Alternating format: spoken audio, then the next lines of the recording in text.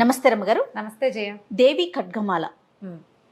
ఖడ్గమాల గురించి కూడా మనం తరచుగా వింటూ ఉంటాం రమ్మగారు. నిత్యం పఠనం చేస్తే మంచిదని చెప్తూ ఉంటారు కదా, అసలు ఎలా చదువుకోవాలి, దీని యొక్క విశిష్టత ఏంటండి?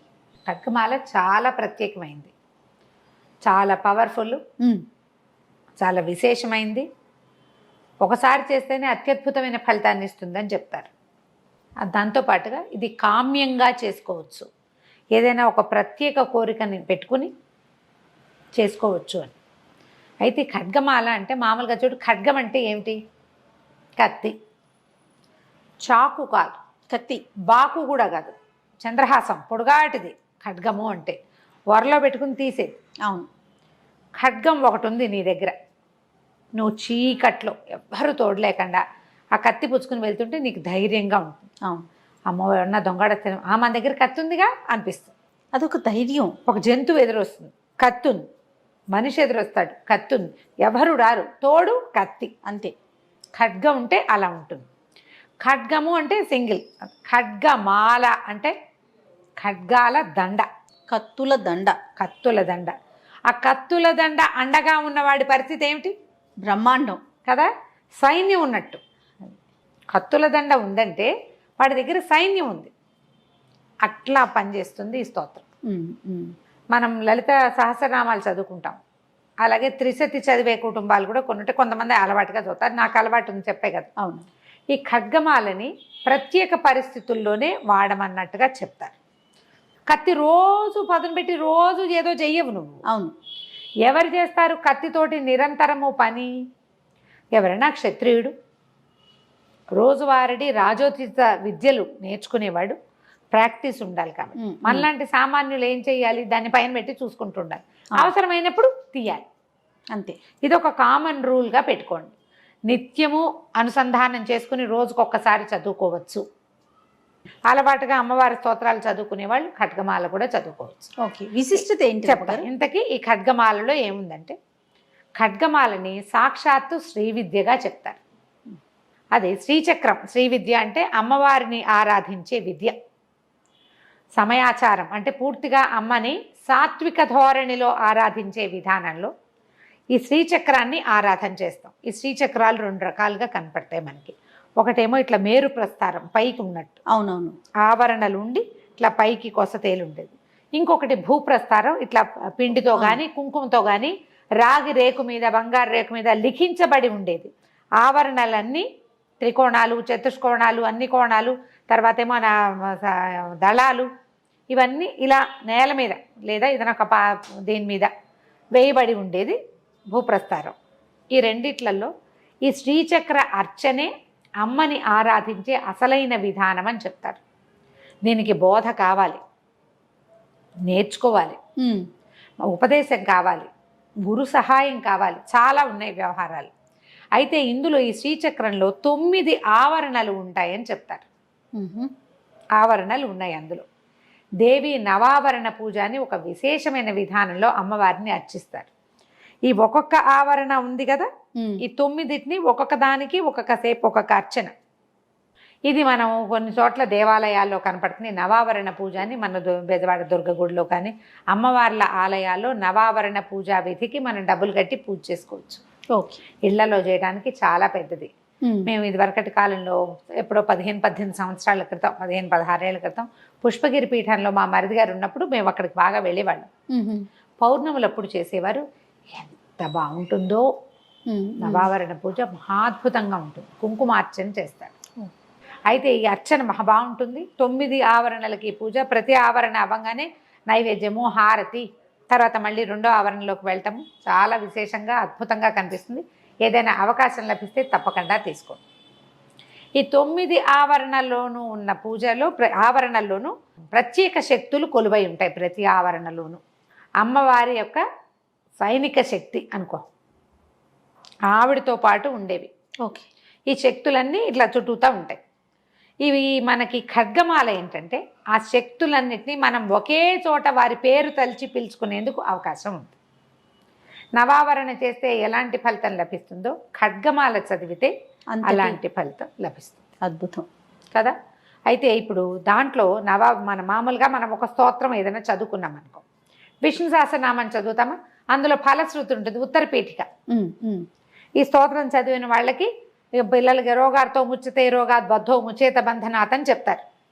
ప్రతివాడికంటే రోగంతో ఉన్నవాడికి రోగం పోతుంది, బంధనాల నుంచి విడిపడతాడు, డబ్బులు కావాల్సిన వాడికి డబ్బులు, సంతానార్థికి సంతానము, ఆరోగ్యం కావాల్సిన వాడికి రోగికి ఆరోగ్యము అన్నీ లభిస్తాయని ఫలశ్రుతి మనకి కనపడుతుంది. అది చదువుతూ ఉంటాం, మనం అందరం చదువుతాం కదా. అవునండి. మనం లలిత సహస్రంలో పెద్దగా ఫలశ్రుతులు ఎవరు చదవరు, మొత్తం అమ్మవారి నామాలే చదువుతారు. అవే 180 పైన ఉన్నాయి శ్లోకాలు. ఈ మన ఖడ్గమాలలో ఒక ప్రత్యేకమైన ఫలశ్రుతి కనిపిస్తుంది. దీన్ని గనక, ఈ ఖడ్గమాలని గనక చదివిన వాళ్ళకి అష్టాదశ మహాద్వీప సామ్రాజ్యానికి భోక్త అవుతాడు వాడు. 18 ద్వీపాలతో కలిసి ఉన్నటువంటి మహాసామ్రాజ్య భోక్తగా అవుతాడు. అక్కడి నుంచి వీడికి ఎన్ని రకాల సమస్యలు తీరిపోతాయో, అంటే ఏ ఏ సమస్యల్లో ఉన్నవాళ్ళు ఇది చదవాలో ఫలశ్రుతిలో వివరంగా చెప్పబడింది. ఎన్ని రకాల విశేషాలు చెప్తారు. ఫలశ్రుతే అట్లా స్టార్ట్ అవుతుంది. ఏషా విద్య మహాసిద్ధిదాయిని స్మృతి మాత్రత. స్మృతి ఒకసారి తలుచుకుంటేనే మనకు వచ్చేస్తుంది.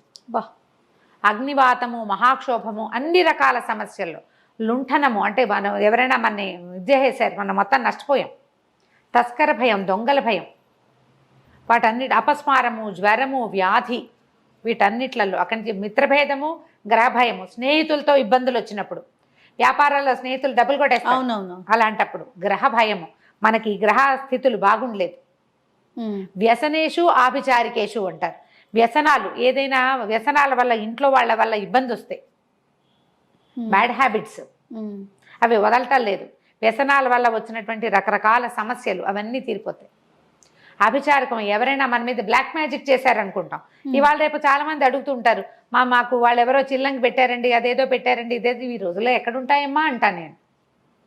కానీ వాళ్ళందరికీ ఇది చదువుకోండి అని చెప్పేస్తా. ఎలాంటి దోషంలో అయినా సరే మాలా మంత్రాన్ని స్మరించమంటారు. అమ్మవారి పరివార శక్తులు, ఆమె యొక్క ఆ 9 ఆవరణల్లోనూ 9 ఆవరణలు దాటి మనం లోపలికి వెళ్తే శ్రీచక్ర బిందు మధ్యగతగా ఉంటుంది, అమ్మవారి మధ్యలో ఉంటుంది. ఆమెని ఆవరించుకుని ఉన్నటువంటి ఈ ఇన్ని శక్తులని మనం పేరు పేరున పిలుస్తాం ఈ స్తోత్రంలో. నమః అని చెప్తాను, నీకు ఒక నమస్కారం అమ్మ, అమ్మ నీకు నమస్కారం అని ప్రతి దేవతని హృదయదేవి, శిరోదేవి, శిఖాదేవి, కవచదేవి, నేత్రదేవి, అస్త్రదేవి అని ఇలా వస్తాయి పేర్లు. సర్వాశా పరిపూరక చక్రస్వామిని, అసలు ఎంత చక్కగా ఉంటాయో. పెద్దగా టఫ్ కాదు పదాలు, కష్టం కాదు, అంత కష్టమైనవి కాదు. చిన్న చిన్న వాచా దోషాలు వచ్చేందుకు అవకాశం ఉంది. ఆశకి ఆశ అంటారు చాలామంది, శాకి సా అంటారు. శా వేరు సా వేరు కదా. ఆ చిన్న చిన్న దోషాలు లేకుండా చదవాలి. ఓకే, దోషాలు కనుక లేకుండా చదివితే ఈ ఖడ్గం మన చేతిలో ఉంటుంది. తప్పులు లేకుండా చదువుకోవాలి. స్నానం చేయకుండా ఎట్టి పరిస్థితుల్లోనూ చదవకూడదని చెప్తారు.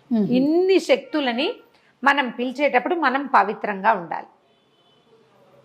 ఎప్పుడు పడితే అప్పుడు మధ్యాహ్నాలు జ్ఞాపకం వచ్చినప్పుడు కాకుండా శుద్ధిగా స్నానం చేసి ఒక సమయం పెట్టుకుని పొద్దునో సాయంత్రమో కొంచెం పంచదార పాకమో లేదా పానకమో, పటిక బెల్లం పానకమో, బెల్లం పానకమో చేసి పక్కన పెట్టుకుని అంత వడపప్పు చేసుకుని చదువుకోవచ్చు. ఓకే, రోజువారీ ఒకసారి చదివేటప్పుడు మీ మామూలు నిత్య నివేదన సరిపోతుంది. మీకు ఏదైనా భయము, ఇబ్బంది, చేయవలసిన పరిస్థితి, ఏం చేయాలో తెలియని దుస్థితి, ఇలాంటి పరిస్థితులు ఉండి మీరు కొంతకాలం చేయదలుచుకుంటే కనుక 11 సార్లు రోజుకి చొప్పున 21 రోజులు చేసుకోమంటారు. నేను 3 సార్లు చేస్తాను జయ. దసరాల్లో రోజు 3 సార్లు, అది పొద్దున 3 సార్లు, సాయంత్రం 3 సార్లు అవుతుంది. 2 పూట్ల అర్చన చేస్తాం కదా, కాబట్టి పొద్దున సాయంత్రము చేస్తాను. ఈ మామూలు రోజుల్లో ఒకసారి, రోజువారీ ఓసారి చదువుకోవటం. అన్ని స్తోత్రాలతో పాటు కనకధార, రామరక్ష స్తోత్రము, వాటితో పాటు వెంకటేశ్వర రావలంబం, వాటన్నిటితో పాటు ఇది కూడా చదివేసుకుంటాం. మనకు అలవాటు అయిపోతే ఎక్కువ సమయం ఏమీ పట్టదు. అన్ని నామాలే కదా, శ్లోకాలుగా ఉండవు. ఓ 2 పేజీల ప్రోగ్రామ్ మొత్తం అలవాటు చేసుకుంటే మనకేంటంటే పిల్లలకి బ్యాడ్ హ్యాబిట్స్ ఉన్నా, భర్తలకి బ్యాడ్ హ్యాబిట్స్ ఉన్నా, నీకు ఎప్పుడైనా జయ ఏదైనా ఒక మందు వేసుకోగానే తగ్గుతుందా? కొంత సమయం ఇవ్వద్దు, శరీరానికి ఇవ్వాలి కదా రమ్మగారు, ముందుగా ఇవ్వాలి. పైగా ఇప్పుడు డోలో లాంటివి వేసుకోగానే తగ్గిపోతుందండి అంటాం. ఒక 5-6 గంటల తర్వాత మళ్ళీ మామూలుగా మళ్ళీ మామూలు వచ్చేస్తుంది కదా, దాన్ని కూడా మనం రిపీటెడ్ గా వాడుకోవాలి. తగ్గడానికి కొంచెం సమయం పట్టినట్టే, కొద్దిగా సమయం తీసుకున్నా కూడా మన సమస్యలు తీరిపోతాయి. ఒకసారి మన సమస్య తీరిందనుకో, దీన్ని అలవాటుగా ఉంచుకోండి మీతో పాటు. అంతే, ఎవరైనా చదవచ్చు, స్త్రీ పురుష వయో భేదాలు లేవు, ఎవరైనా చదవచ్చు. మీకు తప్పులు ఉన్నాయి అని అనిపిస్తే ఎవరైనా పెద్దవాళ్ళ దగ్గర ఈజీగా మీ పురోహితుడు ఆయన దొరుకుతాడు. అవును అవును. అక్షరాల దోషం ఉంటే పుస్తకంలో సరి చేయించుకోండి. దీనికి ముందు ఒక ప్రార్థనా శ్లోకం వస్తుంది. హ్రీంకారాసన గర్భితానల శిఖామణి అమ్మవారిని, ఆమె యొక్క స్వరూప వర్ణన ఉంటుంది, ఎంత బాగుంటుందో, మహాద్భుతంగా ఉంటుంది. ఆ శ్లోకం చదువుకోవటం, తర్వాత చిన్న కొద్దిగా ఫలశ్రుతి 2-3 వాక్యాలు చెప్పి కింద ఇంకో శ్లోకం చెప్తారు. దాని తర్వాత నామాలు మొదలైపోతాయి. మొత్తం నామాలు చదివేసుకున్నాక ఫలశ్రుతి ఉంటుంది. ఓకే, ఫలశ్రుతి మీరు 3 సార్లు చదివేటట్టయితే నామాలన్నీ చదువుకుని మళ్ళీ మొదటికి వెళ్ళి మళ్ళీ నామాలు చదువుకుని మళ్ళీ నామాలు 3 సార్లు చదువుకుని అప్పుడు ఫలశ్రుతి చదువుకోవచ్చు. మొదటిది అంటే ప్రార్థనా శ్లోకాలు, ఫలశ్రుతి 1 టైము, మధ్యలో ఉన్న నామాలు 3 టైమ్స్. ఇలా చదువుకోండి. ఇది చాలా ఉపయోగపడేది. ఇప్పుడు అన్నీ ఉపయోగపడేవే జయ, ఒక్కొక్కళ్ళకి ఒక్కొక్క సూట్ అవుతుంది. ఇది కరెక్ట్. ఒకటి, తర్వాత ఒక్కొక్కళ్ళ మనసు ఒక్కొక్క విషయంలో రంజిల్లుతుంది, పట్టుకుంటుంది, ఆకట్టుకుంటుంది. అది మన ఆకట్టేస్తుంది, మనం పట్టుకుంటాం, ఎక్కువ ఆసక్తిగా ఉంటుంది. అవునండి. కానీ ఇవి పెద్ద పెద్ద ప్రమాదాల నుంచి కూడా ఇది మనని రక్షిస్తుంది. అలవాటుగా చేసుకోవాలి. అప్పుడు వచ్చినప్పుడు కాకుండా అనుసంధానం చేసి ఉంచుకోండి. అంతే కదా, ఆడపిల్లలకి నేర్పించండి. శుద్ధిగా ఉన్నప్పుడు మాత్రం చదువుకోవాలి. ఈ నియమాన్ని మాత్రం ఉంచుకుంటే అద్భుతమైన ఫలితాలు ఇస్తుంది. అమ్మవారి యొక్క ఖడ్గమాల ఆమె మనతో ఉన్నట్టే, బా, ఆ పరివార శక్తులన్నీ మన వెనకాల నుంచున్నట్టే. అంతకు మించి ఇంకేం కావాలి? ఒకళ్ళు వస్తే చాలుగా తోడు మనకి. అంతే, ఒక్కళ్ళు తోడు ఉంటే చాలు. కరెక్ట్. మనిషి అన్నవాడు ఒకడు ఉంటే చాలు. దైవం ఇంతమంది, ఇన్ని దేవతా స్వరూపాలు మనతోటి ఉంటే ఇక మనకు అడ్డేముంది? అద్భుతంగా ఉంటుంది. ప్రయత్నం చేసి చూడండి, నేర్చుకోండి ముందు. తప్పకుండా అండి. నమస్తే. నమస్తే.